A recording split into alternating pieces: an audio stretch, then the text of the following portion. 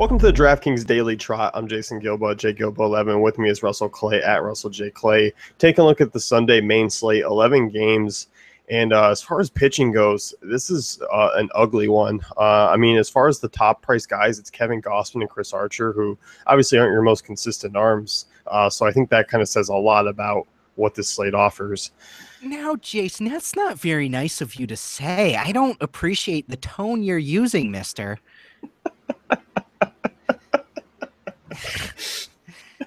But you agreed with me. Come on. Now, okay, what imitation was that? Or is that, do you think? I think it was more school librarian. I was going with, like, concerned grandmother. Okay, yeah. Who could be the same thing? I mean, obviously, I would assume she's a concerned grandmother. Or an older mother, like she had kids when she was, like, 40, you know? That's true. So you're, like, 12, and she's, like, 52, and, like, really concerned about you. Anyway. What a storyline that was. Anyway. Orioles, Yankees here. Kevin Gausman against CC Sabathia. In terms of Gausman, I mean, I don't see how we can play him against this Yankees team right now. I'm very worried about this matchup, you know? I definitely see the worry. I mean, the Yankees have been rolling hot of late, and it's ever since really Gary Sanchez has came into the lineup where it's been a little bit of an injection of life. I still do like Gausman's numbers against lefties, which obviously this team still is lefty heavy. You are getting pretty much really Sanchez, Castro, and Judge, and whoever they maybe throw in one more batter, all right-handed, who we'll have to worry about. Gausman's pitched really well against the Yankees this year, so I can see him still being a viable option. But yeah, it's like you, I am not optimistic in this matchup one bit, especially with his numbers on the road too. Right, and in terms of the Yankees, I think we can certainly. I mean, what are we doing with Gary Sanchez at this point? Is he just cash game every day?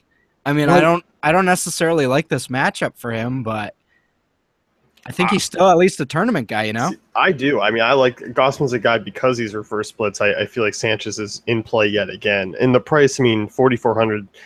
Obviously, it just seems like value for what he's doing night in and night out at this point. But, yeah, I mean, at what point, when does it stop? I can't see it stopping today. I just feel like it might happen again. So, yeah, I guess we kind of look at it that way. Certainly looking at Brett Gardner at a pretty reasonable price. But, yeah, beyond that, I mean, you're really just taking a gamble. Love what Starlin Castro's been doing lately, though. Think he's an interesting guy at the very least. Yeah, 3,300 second base. I'm certainly okay with that. I mean, you look at Gausman. I mean, there is some home run potential there for Castro, who has hit well in Yankee Stadium. So definitely a name who I look at in tournaments. Mm-hmm. As far as the Orioles go, obviously they're a team that doesn't hit lefties well. But CC Sabathia makes it somewhat intriguing here. I mean, I still like a Machado. I still like a Pierce. I mean, Pierce at 2,800 is a reasonable value for what he does against southpaws. And obviously, you have like Mark Trumbo and Jonathan Scope as well at reasonable prices. Yep. So certainly a reasonable stack, especially, with the Steve Pierces of the world up there, potentially at the top of the order. Can certainly look at Machado leading off. Not a spot he's been taking up most of the year. So I'm okay with paying these high prices, but certainly not going to be like my highest exposure in tournaments or anything like that. No, I don't think so either. I mean, I'll definitely get some exposure elsewhere, but I do like Machado, 4,800. If I am paying up, I think he's a reasonable option. And as we touched on, the value there. And before I got into like weird acting / voices, Jason mentioned like really bad pitching tonight. I don't even know if it's a cash night. Like, I don't even know if it's safe to be out there in cash with these arms. So something to definitely consider. Maybe just holding back your bankroll and just going tournaments tonight. Yeah, I mean, maybe take a Sunday picnic out because the pitching really is that bad. Yeah, it's not tonight, it's today, but we're kind of used to that rhythm of me just saying tonight. So it's solely just you who says tonight when it's a Sunday. Yeah, no, that's me. Yeah, that's what I was saying. Yeah. Twins and Blue Jays next here. R.A. Dickey versus Kyle Gibson. Blue Jays big favorites there. Obviously, the Twins have a pretty low run total, under 4.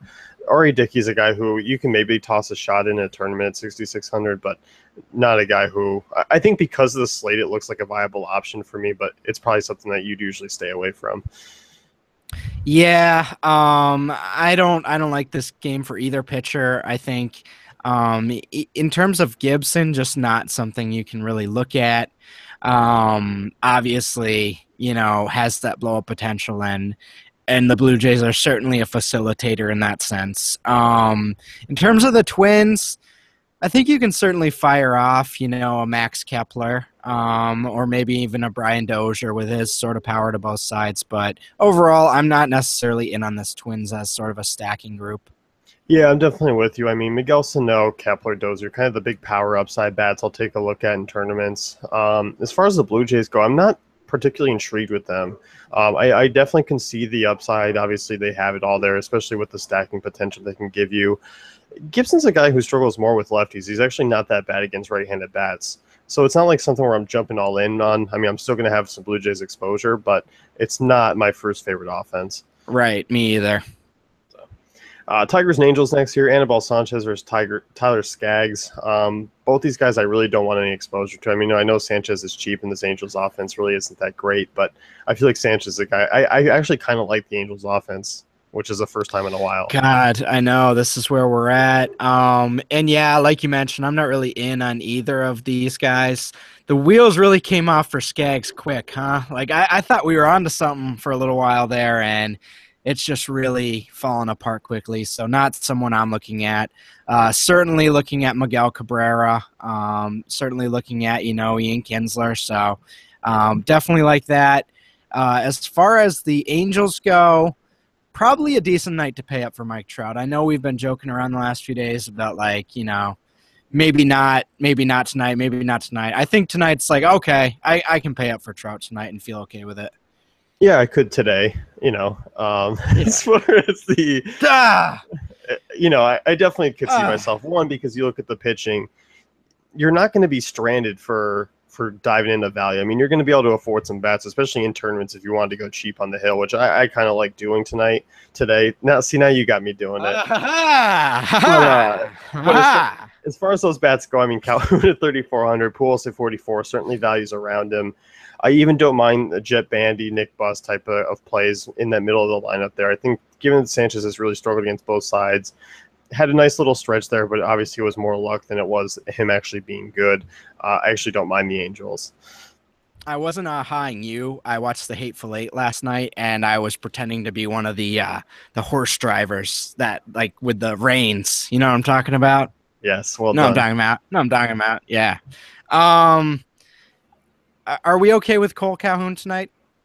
Today, yeah, I'm okay with Cole Calhoun today. I mean, 3,400, certainly reasonable leading off there.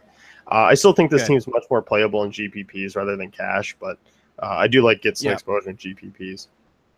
Mm-hmm. And as you mentioned, the Tigers, I mean, Cabrera and Kinsler are two kind of your hot ticket items. But obviously, JD Martinez, Justin Upton. Justin Upton, I mean, last 6 games, I mean, 5 2-hit games. So, I mean, certainly kind of a nice little stretch he's on, which you can see in the price tag that has risen of late. But the Tigers have not been the most consistent offense against lefties, but I am going to say they bounce back here against Skaggs, who really doesn't miss a ton of bats. Yeah, I think it's worth not only taking a gamble on, but potentially relying on in at least some tournaments, at least with Cabrera, at least with Kinsler. I think it's reasonable to throw a high exposure, a high amount of shares in tournaments. Yeah, I definitely think so too. Phillies and Mets next year. Vince Velasquez versus Robert Selman. Obviously, Selman 4,900 against the Phillies offense here. Looking at his minor league numbers, I mean, I'm not exactly sold. I think he's a cheap guy, but I don't think I really need to go dive down that way as far as using a cheap arm. All I'll say is, if I didn't trust Nick Buss because of 2 S's in his last name, you think I'm going to trust this guy? The heck is that? Just Selman? The heck are you doing over there? What is that? Stop. Like, that's just blatant. That's rude, Robert. That's enough.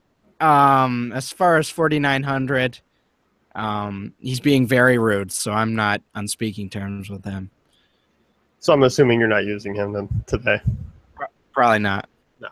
As far as Velasquez goes, obviously this guy's had some blowups over the last few starts.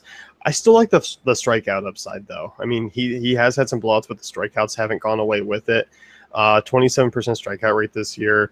strictly just a GPP arm. But obviously, this Mets offense, obviously they have been healthy. They have been coming around a little bit of late, but still a bottom 10 WOBA against right-handers.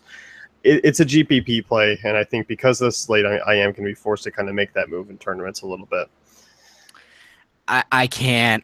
I can't. You're taking this venture alone, my man. I can't do the Vince Velasquez train right now. Do I still think he's a solid arm? Yes. But I can't get behind him right now, especially with some of the nights the Mets are putting up lately. So I'll respectfully fade him here. No, I can definitely see it. And I definitely can see many people having that take, which is why I kind of like it as a GPP. But obviously, you do know the risk that the downside is absolutely horrible. He's not a cash game guy. That floor is very low. Mm-hmm. And it's certainly a product of this slate that you're like thinking about him, Yeah, no, I definitely am. And on the other side, if I would be looking to make a lineup with some Mets lefties in there, like a Jay Bruce, Neil Walker at those price tags, because Velasquez does have some issues with lefty bats, and obviously Cespedes at that price tag, I'll take him really against either-handedness. Yeah, agreed.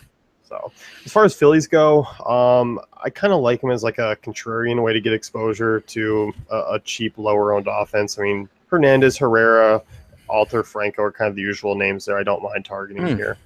I certainly don't mind that against an inexperienced, pitcher. So certainly looking at Odubel Herrera in sort of a contrarian way, Cesar Hernandez. I do like that in a contrarian way. Maybe even stack that because if they get rolling early, could be a nice day in terms of, quite a few of them getting opportunity. Yeah, I think so too.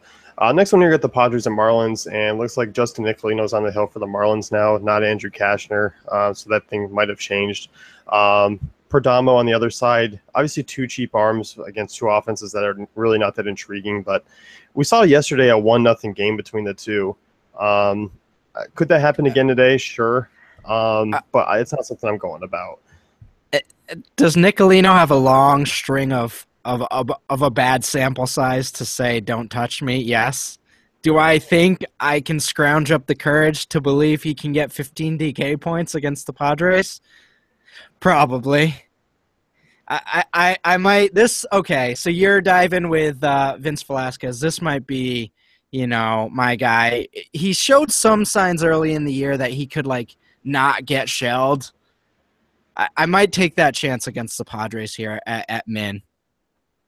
Yeah, I mean, it's certainly worth a look. And as we've kind of talked about, I mean, he's with Kashner being scratched, it's going to open up a little bit of salary there. Obviously, 4K. I kind of was digging Kashner in the revenge game sense, and it kind of bummed me out that he is going to be scratched. But as far as DK goes, I mean, 4K for an SP2, I'm certainly okay with on the slate because, as we mentioned, the pitching really is just horrendous. Right. And Perdomo, I don't think I'm going down that direction. While they're not great without Stanton, I do still get a little worried about the D. Gordons and Yelich's of the world against, a relatively mediocre righty. Yeah, no, I definitely agree. Perdomo's not really on my radar. And I actually don't mind really the front four there or even a JT Realmuto if you wanted to make a swerve. Marlins offense has been pretty lackluster, but there's always a shot for kind of a blow-up outing. It usually comes from the front half of that lineup, so I'm certainly okay with that in tournaments. Yep, and I don't like in terms of the end of this lineup. It may appear like a value, but I just can't dive into the Scruggs and Hechavarria, of the world. I just don't see that, even though they are cheap. Not options I see as really that viable. No, I don't either. And as far as the Padres, I mean, now with the lefty, Will Myers at 4,200 becomes a guy who I'll certainly take a look at in GPPs. Same thing with the Solarte at 3,600. I mean, both those guys are kind of the lone bats that do hit lefties well in that lineup that once kind of dominated southpaws. I like that actually as a mini stack. I think we can fire away with that in tournaments and feel pretty comfortable. And it's not like you have to go crazy, but if you just use those two, I think odds, one of them has a pretty nice day is pretty good. Yeah, definitely think so too. Rockies Nationals next here, Lucas Giolito versus Chad Bettis. I like this game actually quite a bit on both sides. I mean, Giolito, obviously one of the highly touted prospects for the Nationals, has made a couple starts this year. but I kind of like taking a couple of those lefty outfielders against him. I mean, David Dahl, 4K, definitely a reasonable price. Same thing with Cargo, 4.5. Blackman continues to be red hot, hitting them on the road as well. Obviously, you can't, Arenado sitting right there in the middle of that lineup. I kind of like the studs there for Colorado in a GPP format. Certainly GPPs to go along with the storyline and narrative of tonight. Again, you do look at Giolito as an upside guy, but probably not in this matchup, especially with the lefties there. So yeah, I think a Colorado stack would be interesting. Maybe even some one-offs from that game. Just sprinkle in some exposure for sure. Yeah, definitely. And I think on the national side, this one's really appealing. Especially with those right-handed bats. I mean, even the lefties are kind of obviously always in play against a mediocre right-hander in Chad Bettis. But you look at Bettis, I mean, awful on the road as well. It's not just a Coors thing with him. Trey Turner's a guy who I'll immediately pay up for. And I think I'm going to ask you this question. I think a lot of people are going to want to know. I don't know. We haven't, as Le'Veon Bell spoke through his press conference, I'm just trusting the process and everything will get itself figured out. No, okay, whatever, Jason Worth. Yeah. Is he in play for you? He's definitely in play. He's pretty good at baseball, to be honest. Pretty good. How the tides have turned in the Russell thinking process. Well, they haven't turned. They've just more been like bashed in, It's like the Kool-Aid man bashed in, punched me in the mouth, and then left. It was kind of like that. Obviously, it helps given that Bettis has allowed a 350 WOBA to righties since last year, 1.36 home runs per 9. So the Trey Turner, Jason Worth, the Rendon, Ramos plays I certainly like, and obviously Murphy and Harper against any lefty or any right-hander is certainly going to be in play. Yep, absolutely. I think the top four in there is really strong, that grouping. And obviously, as we mentioned with pitching, I think this is kind of a cash stack with those top four because the pitching's just so cheap. Yeah, no, I definitely agree. I like the Nationals quite a bit in all formats. Pirates and Brewers next year, Chase Anderson versus Ivan Nova. Ivan Nova, obviously, we've kind of been talking about him as a guy because he moved to Pittsburgh. It definitely helps out his outcome. Come off a really strong start against the Astros. He isn't a guy who usually has a ton of upside, but I don't like the price at 8K. I wish he was cheaper. I think he's going to get kind of burned a little bit in this ballpark. I think the 8K certainly is a lot more like difficult to talk yourself into than like 6,700, 6,500, which is where I would love him at that price. But yeah, you still like the strikeout upside. I still think there's some reasonable upside here. Certainly a tournament option, but yeah, definitely some downside as well. So just tournaments, obviously. Yeah, definitely agree. And as far as actually using Milwaukee bats against him, I don't mind Jonathan Villar, 4,500. You look at Nova, I mean, 372 WOBA to lefty since last year, 1.54 runs per 9. Villar, Scooter Gannett, 2,800, cheap kind of value option. I mean, I definitely don't hate that move. I mean, obviously with Villar's stolen base upside, that's certainly something to mention. Yeah, Scooter Gannett at 28 is pretty nice there. I like that a lot. And especially, I mean, Braun's price at 4,500. I mean, that's something that I'll take a stab. I mean, Nova's not the cleanest of guys against right-handers either. I mean, obviously he's worse off against lefties, but the Carter Braun price, I mean, those aren't really bad for the upside that they bring to the table either. Yep, very very sneaky lineup there, and they've been kind of down the last week or so, really in terms of matchups as well. So I think this could be a nice surprise day for them. Yeah, I definitely think so too. And on the other side, you got Chase Anderson, who struggles with right-handed bats, 362 WOBA, allowed 1.61 home runs per 9. Here, it's always kind of I know you differ from the Pirates. You have a little issue with them. But those right-handed bats are certainly in play for me today in a nice ballpark. But obviously, I don't think you can trust them in cash. I have an issue with them, but that hasn't stopped me from playing them. I have stressed that factor. So while I hate them, it's a hate situation but I'm like still attached to them. Like there has to be like a connection still. So, yeah, I like this lineup quite a bit. I think you kind of have to. I think you kind of have to like McCutchen at 47 and Josh Bell at 29 and Harrison at 33. We're jumping back on that train. So let's do that today. And just do it. Just do it. We're just gonna do it. Yeah, I think you got to give him a reasonable look against Anderson in his reverse splits, and obviously that ballpark is certainly a factor. But as we know, in combination to the other games, they're still not a first-team type target. No, certainly not, but definitely in play in tournaments as both standalone and a potential at least 3-person stack at the top. Yeah, certainly. Rays and Astros next year, Doug Fister versus Chris Archer.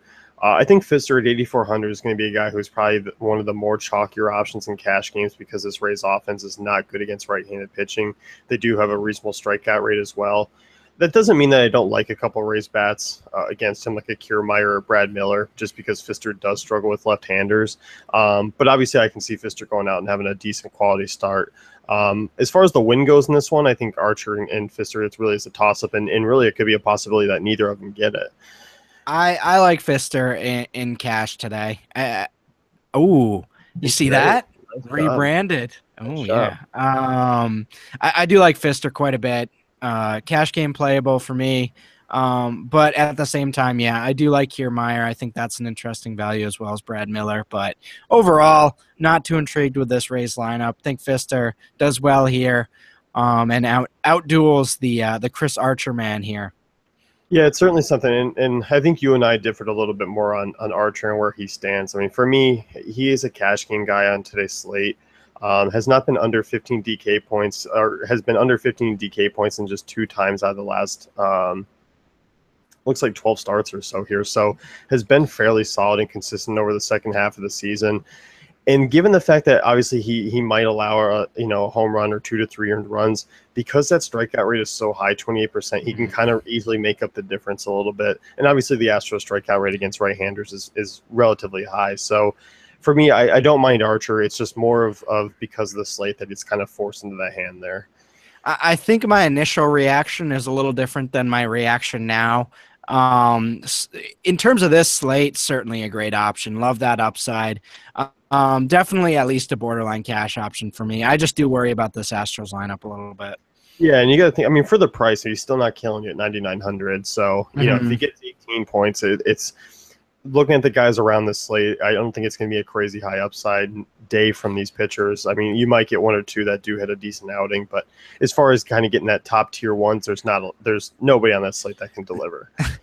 And so in your statement, I feel like we should definitely be aware that it's going to be a high scoring day. I think as far as pitching goes, yeah, I think hitters wise, it's going to be a pretty bonkers. It should be pretty high scoring. Day games, it should definitely be up there. As far as the Astros lineup, I don't like kind of paying these prices. You can look at a Springer, Correa, and GPPs, but I don't feel like I actually like picking on Archer. Yeah, that's fair. I do still like them as tournament guys, though. But yeah, overall, probably a tough matchup for them. I do think they sort of neutralize him in some respects. Yeah, I think so too. As far as upside goes, as a team standpoint, could I see the 8 runs? Probably not, but a couple home runs here or there, maybe. Yeah. Mariners and White Sox here next. Carlos Rodon versus Taijuan Walker. Carlos Rodon has been pitching really well in the second half, and obviously this Mariners offense has been stifled by the 2 lefties already in the series. I could see him being a viable GPP option, but I also see a little bit of a downside still because he is inconsistent. And in that ballpark, there still is some worry for me with a Nelson Cruz, a Franklin Gutierrez if he's in the lineup, Mike Zunino, those types of guys. Yeah, agreed. There is a little bit of hesitation. You also love the middle of there, even with Cano as a lefty. I like Rodon, but I cautiously like him. Obviously, we see those run totals sort of hinging around 4.5, so that's a bit of a worry as well. But I do like Rodon, especially on this slate. So certainly a tournament guy for me. And if I'm playing cash, I mean, in the conversation for me. Yeah, and once again, I think that's more of a predicament just because of the slate. Right. But yeah, I mean, if you're targeting Rodon, I mean, it's obviously just as the usual names that I've mentioned. I mean, Franklin Gutierrez, Nelson Cruz, that you're kind of looking to get exposure to, especially in that ballpark. The Cruz price tag against a lefty at 4,600, that's delicious. Oh yes, yummy. As far as the White Sox and Taiwan Walker goes, I mean, Walker's been a guy who struggles on the road. Not a consistent option. He's cheap. White Sox offense isn't that good, but I feel like it's just kind of a wash situation where I don't really like to gain a ton of exposure to either side. All the Adam Eaton? No. I don't mind the price. I mean, Eaton's in play. I think Todd Frazier has a GPP options in play. I'm not trusting it. I'm not really going against either of those guys. I just feel like it's going to be pretty mediocre.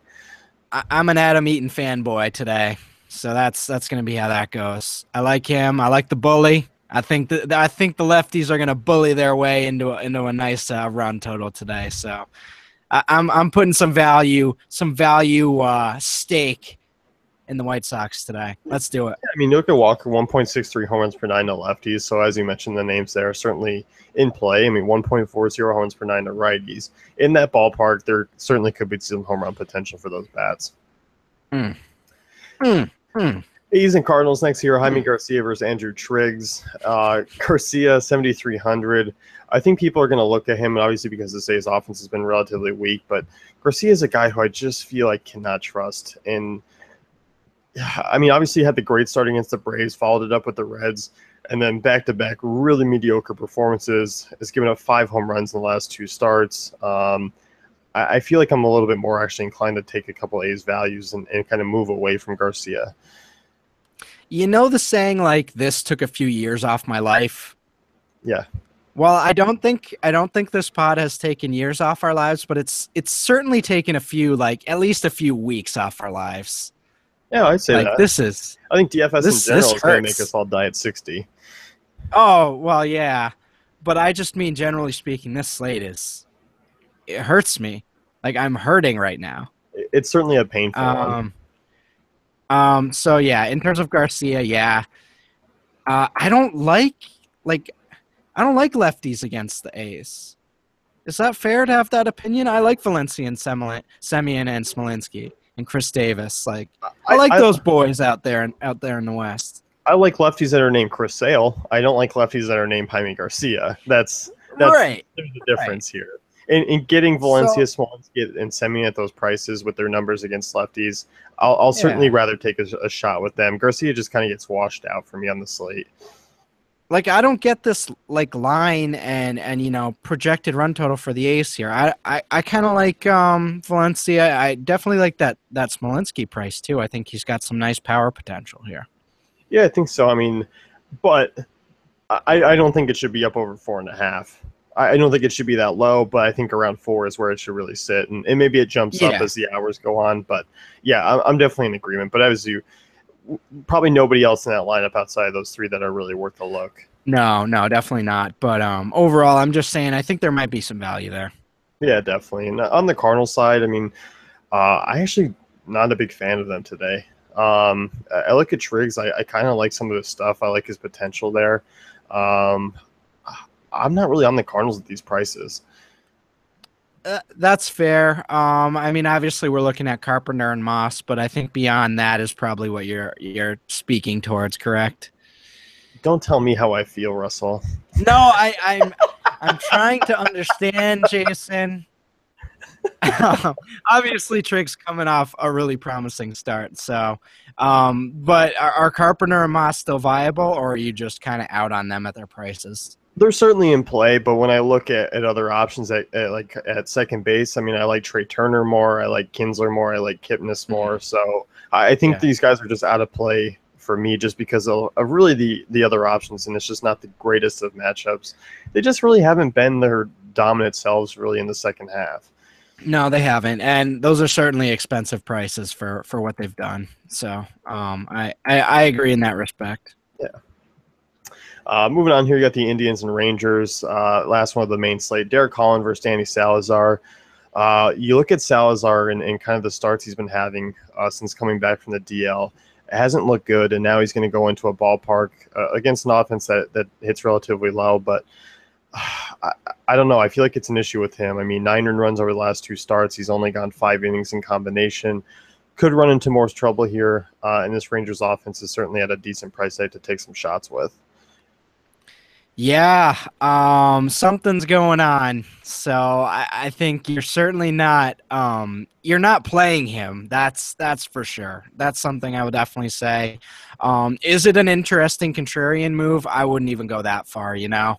I think it's just a safe stay away to just not get exposure until we see a good start out of him. So yeah, fire up Odor. Fire up Mazzara. I'm okay. I'm okay with stacking the Rangers for sure Yeah, today. I am too. I mean, I like their bats here at those prices and certainly reasonable options.